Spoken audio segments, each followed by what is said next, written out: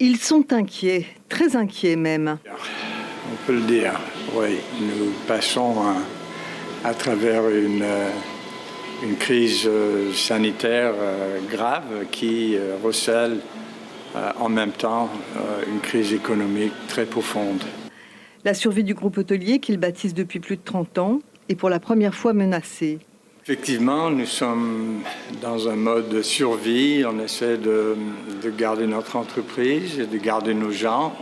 Donc, on part tous les jours, on essaie de dresser des prévisions. Effectivement, c'est un crève-cœur que d'arriver dans l'un des plus beaux hôtels de la Polynésie. Plus de vie, à part quelques ombres qui entretiennent les lieux. TBSA fait travailler 1100 personnes qui génèrent chacune 4 à 5 emplois indirects dans tous les domaines, de l'alimentation à la blanchisserie.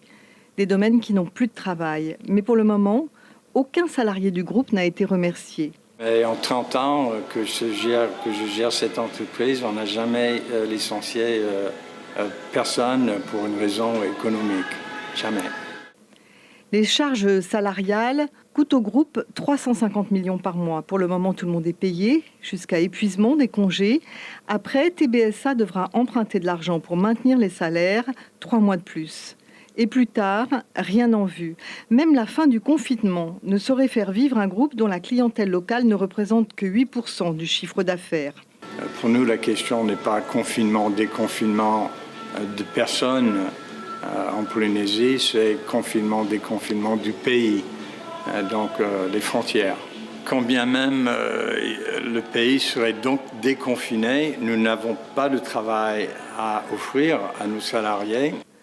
En décembre, les pertes se monteront à 2 milliards et il faudra des années avant que les activités touristiques ne reprennent un rythme satisfaisant. Les perspectives économiques dans un pays qui vit du tourisme sont assez effrayantes. L'État a mis en place un dispositif qui s'appelle le prêt garanti État, le PGE, auquel nous avons accès, mais c'est une dette. Donc on va s'endetter pour faire la paye pendant cette période. Nous pouvons imaginer 3 mois. Au-delà de 3 mois, en fait, on n'a pas de solution.